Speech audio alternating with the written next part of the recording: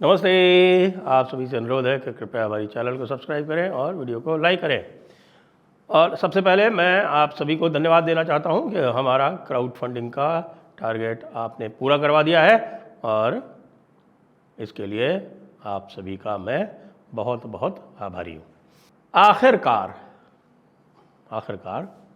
कांग्रेस ने जूते भी खाए और प्याज भी खाए, लेकिन जूते खाकर और प्याज खाकर भी जो उनको नुकसान करना था तेजस्वी यादव का और राष्ट्रीय जनता दल का, वो तो उन्होंने कर ही दिया। आपको ध्यान है कि कल अशोक गहलोत जी जो थे वो पहुंचे थे पटना, वहाँ पर डैमेज कंट्रोल के लिए। तो डैमेज कंट्रोल में क्या हुआ, जो अंदर की खबर है वो मैं आपको ये थोड़ा बता दूं, जिसके कारण आज आपने देखा कि नाम वापस लिए जाने के पहले, यानी 3 बजे के पहले, ये अनाउंस हो गया कि साहब तेजस्वी यादव जो है वो सीएम फेस होंगे। चलो, तेजस्वी यादव सीएम फेस होंगे, वैसे इसमें किसी को कोई विशेष आपत्ति या किसी को कोई विशेष चिंता नहीं थी, लेकिन कांग्रेस ने पूरा बंटा ढार करके और ऐसी स्थिति बना दी कि कांग्रेस की स्वयं की लुटिया जब पूरी तरह से डूबने को आ गई और धमकी दे दी गई कल सीधे सीधे गहलोत जी के सामने कि ठीक है, आपने हमको नुकसान किया है, लेकिन हम ये बिल्कुल पक्का करेंगे कि कांग्रेस का हम एक भी नहीं जीतने देंगे। ये हमारे हाथ में है, ये आरजेडी वालों के हाथ में है, क्योंकि आपका कितना संगठन है ज़मीन पर वो सब हमको पता है और हम आपकी पूरी तरह से बैंड बजा देंगे। इस धमकी को फिर बताया गया, लेकिन आपको जैसे पता है ना कि ये है Trump always chickens out, taco. तो यहाँ पे है रैको का मतलब होता है Rahul always chickens out. Rahul ji के यू टर्न लेने के या राहुल गांधी के आगे कदम उठा के और पीछे हटने के किस्से एक दो नहीं है, सैकड़ों हैं। और वो ख़ास तौर से सैकड़ों जो है वो आप देखने को आपको अभी भी मिल जाएगा। कर्नाटक में वो चल रहा है। कर्नाटक में वो झगड़ा सिद्धरमैया और आपके उनके उप मुख्यमंत्री के बीच में डीके शिव कुमार के बीच में चल रहा है।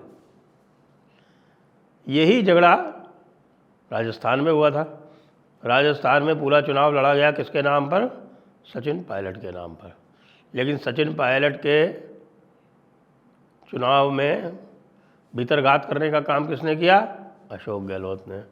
लेकिन उसके बाद में जब बात आई, ये अड़े रहे बुरी तरह से कि साहब हम अशोक गहलोत को कुछ नहीं होने देंगे, लेकिन अशोक गहलोत पुराने खिलाड़ी है, अशोक गहलोत को पता है कि कैसे हैंडल करना है इन सब लोगों को। तो उन्होंने अपने निर्दलीय जितवा दिए 12-13 और ये पक्का कर दिया कम से कम कि भाई इनकी सीटें जो है वो 100 से अधिक नहीं आवे। तो 99 पे टिक गए। और ये इंश्योर करने के बाद में फिर सारे हाथ पे सारी चीज़ें उनके हाथ में आ गई। उसके बाद फिर वो उन्होंने जो अपने दूत अंदर बैठा रखे हैं, उन्होंने समझाया कि भाई ये बहुत युवा है, ये आपका सचिन पायलट, और इस युवा के ऊपर इतना भरोसा करना उचित नहीं है। तो फिर राहुल गांधी जो है वो बड़े आसानी से वीटो हो गए। अपनी माँ और अपनी बहन के हाथों वो उन्होंने वीटो खा लिया। आप सोच सकते हैं राहुल गांधी ऐसे हैं जो वीटो हो जाए, वहाँ हो गए।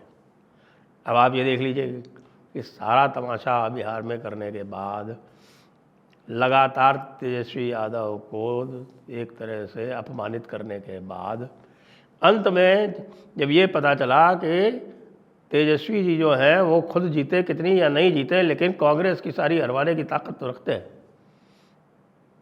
और आप ये देखें कि अशोक गहलोत को किसी भी प्रकार का कोई भी महत्वपूर्ण कार्य पिछले कई वर्षों में नहीं दिया गया है। लेकिन जब ये दिखा कि बाजी हाथ से निकल रही है और जो वो आपके कृष्णा अल्लावरू जिनको वहाँ बना के भेजा गया था, कर्नाटका के हैं, बड़े लेफ्टिस्ट हैं। वो बताया जाता है कि उन्होंने कांग्रेस का पूरी तरह से वामपंथीकरण करने में उनका एक प्रमुख हाथ है। ये भी बताया जाता है कि वो फ्रंटल ऑर्गेनाइजेशन में थे एनएसयूआई वगैरह में, तो उन्होंने एनएसयूआई का पूरी तरह से वामपंथीकरण कर दिया। अब वहाँ केवल वामपंथ की भाषा बोली जाती है, भाषा सुनी जाती है, भाषा समझी जाती है। इसके अतिरिक्त कांग्रेस में और कुछ सुना समझा नहीं जाता है। तभी आपने देखा होगा कि राम मंदिर का इतना मुखर विरोध कांग्रेस पार्टी ने किया, जबकि राजीव गांधी पहले व्यक्ति थे जिन्होंने राम मंदिर का ताला खुलवाया था, क्योंकि उस समय कांग्रेस हुआ करती थी सभी की पार्टी। अब कांग्रेस हो गई है पूरी तरह से कुछ गिरोहों की पार्टी, और उस गिरोह में एक इस्लामी गिरोह भी है। और वो वामपंथ का बड़ा प्यारा है, आज से नहीं, विभाजन के पहले से। विभाजन में करवाए वो, उसके लिए वामपंथ ने पूरा उनको सहयोग दिया था भाई। वामपंथी तो उनके साथ जाके उनकी कैंपेनिंग में हिस्सा बने थे। जिन्ना को कैंपेनिंग नहीं आती थी, 1946 के चुनाव में वामपंथियों ने अपने लोग, और उसमें प्रमुख थे सज्जाद ज़हीर, अलीगढ़ मुस्लिम यूनिवर्सिटी वाले, ये आपके राज बब्बर के ससुर जी, उनको तो बिल्कुल आगे करके वामपंथियों ने चुनाव लड़वाया था, जिससे कि मुस्लिम लीग जो है वो पंजाब में अपना एक स्थान बना ले और पंजाब का विभाजन अवश्य हो जाए। पूरा पूरा पूरा पूरा उन्होंने सारा, उनकी इलेक्टोरल स्ट्रैटेजी पंजाब में मुस्लिम लीग की सारी वामपंथियों की हुई थी। वामपंथियों ने ही वो गंगाधर अधिकारी रिपोर्ट बनाई थी, जिसके अनुसार भारत के 17 टुकड़े होने चाहिए, और इसीलिए आप राहुल गांधी को बार बार यूनियन ऑफ स्टेट्स कहते देखते हैं। अब यहाँ पर तेजस्वी ने फिर ये तय कर लिया कि भाई हम भले डूब जाएं, लेकिन कांग्रेस को हम अब समाप्त कर देंगे पूरी तरह से। और ये उन्होंने अशोक गहलोत को कल बता दिया कि आप इस खामख्याली में मत रहना कि आप हमको बाद में ब्लैकमेल कर लोगे। उसके पहले हमें ध्यान है, वैसे भी हमें अपनी ताकत का अंदाज़ा है, हम देख रहे हैं सामने जो है वो एनडीए को आप लोगों की वजह से पहले ही एज मिल गई है।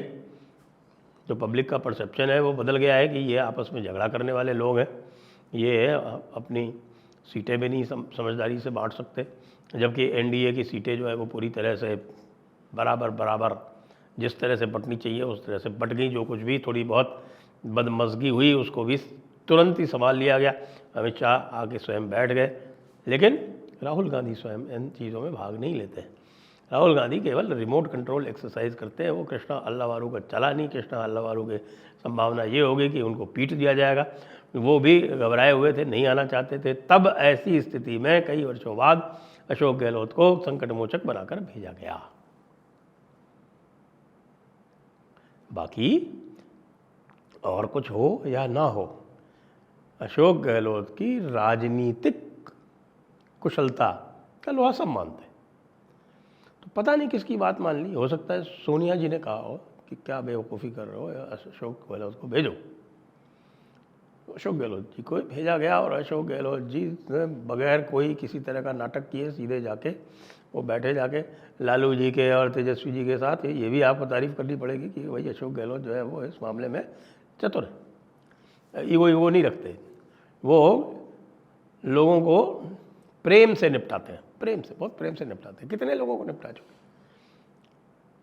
लेकिन यहाँ पर जब उनको लगा कि साहब कि यहाँ तो कांग्रेस के पूरी तरह से निपटने का संकट आ गया है, तब उन्होंने बताया हाईकमान को कि भाई साहब नहीं चलेगा ये, आपको तेजस्वी को सीएम का चेहरा आपको डिक्लेयर करना ही पड़ेगा।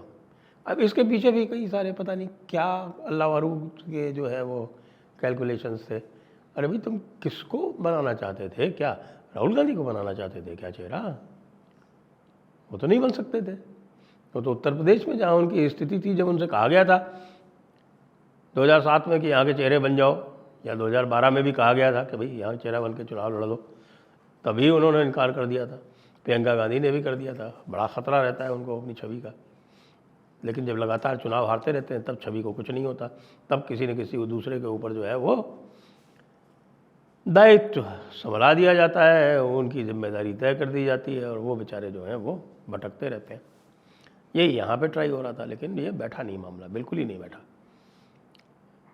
आखिरकार तेजस्वी ने भी लालू की सुनी, और लालू ने अपने हिसाब से तेजस्वी को समझाया, क्योंकि तेजस्वी जो थे वो ऐसी स्थिति में आ गए थे कि वो बाहर तक नहीं निकल पा रहे थे। यानी चुनाव के बीच में जब आप देख रहे हैं कि एनडीए की जो सभाएं हैं वो पूरे जोशो खरोश से चल रही हैं, योगी जी आ चुके, मोदी जी का कार्यक्रम तय हो गया, अमित शाह यहाँ रह के चले गए और बाकी जो राज्य स्तर के नेता हैं वो पूरी तरह से चुनाव प्रचार में लग गए और यहाँ तेजस्वी यादव जो है वो करीब हफ्ते भर तक पब्लिक में दिखाई नहीं पड़े।